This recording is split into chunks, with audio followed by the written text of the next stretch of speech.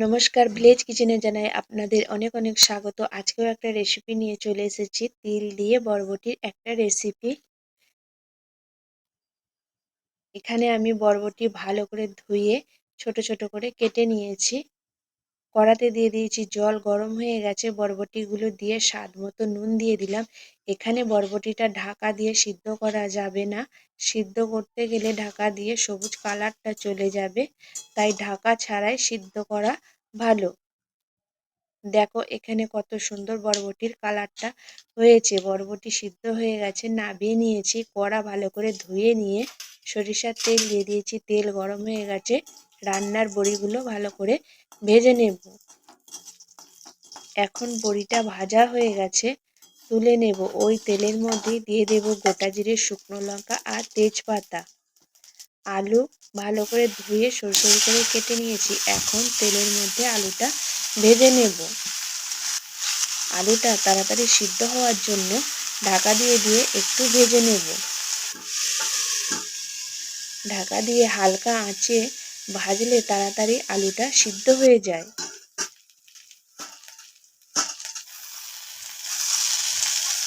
এখানে ঢাকা খুলে মাঝে একবার আমি নেড়ে দিয়েছি। এখন দিয়ে দিলাম অল্প নুন। নুনটা দিয়েও আর একবার নেড়ে দেব। এখন আবারও ঢাকা দিয়ে দেব।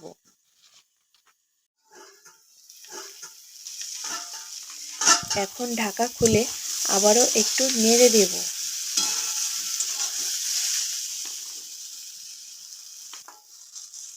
এখন আলুটা ভালো সিদ্ধ হয়ে গেছে। এখানে যে মশলাটা বেটে রেখেছিলাম, আদা, জিরে, শুকনো লঙ্কা আর তিল, এবারে দিয়ে দিলাম আদা আর জিরে বাটাটা। এখন দিয়ে দিলাম শুকনো লঙ্কা বাটা, তিল বাটাটাও দিয়ে দিলাম। দিয়ে ভালোভাবে মশলাটা কষিয়ে নিতে হবে।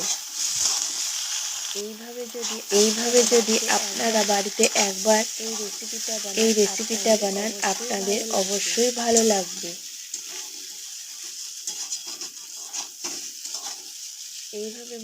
এইভাবে মশলাটা ভালোভাবে কষানো হয়ে গেছে। এখন একটা টমেটো কুচি দিয়ে দিলাম। টমেটোটাও দিয়ে ভালো করে একটু নাড়াচাড়া দিয়ে নেব।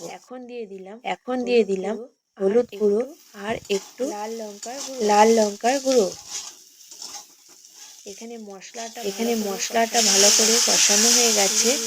শিল ধুয়ে রাখা জলটা এখন আমি দিয়ে দিলাম। এই জলটা দিয়ে একটু কষিয়ে নেব। তারপর ঝোলের জন্য জল দিয়ে দেব।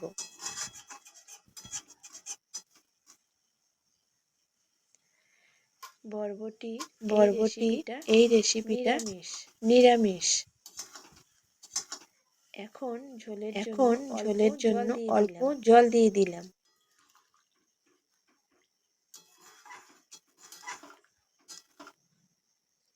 এখন সিদ্ধ করে রাখা বরবটিগুলো দিয়ে দিলাম।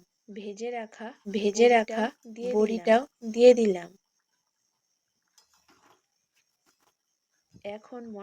এখন মশলার সাথে এগুলো একটু মিশিয়ে দিলাম। স্বাদ অনুযায়ী একটু চিনি দিয়ে দিলাম।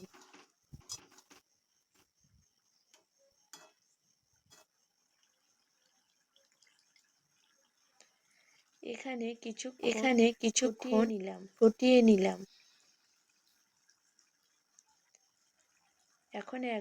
এখন একবার নেড়ে দেব, যাতে না তলায় লেগে যায়। তিল বাটাটা দেওয়ার পর এখানে ঝোলটা একটু পাতলা হয়ে যায়। তার জন্য এখানে আটা ময়দা যে যেটা পারো অল্প একটু দিয়ে দেবে। এখন দিয়ে দিলাম অল্প একটু ঘি। এখানে গরম মশলাও দেয়া যায়। আমি আজকে ঘিটা দিয়েই বানিয়ে নিলাম।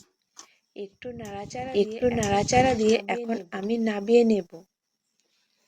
এই ভিডিওটি যদি আপনাদের ভালো লাগে, লাইক কমেন্ট শেয়ার করবেন।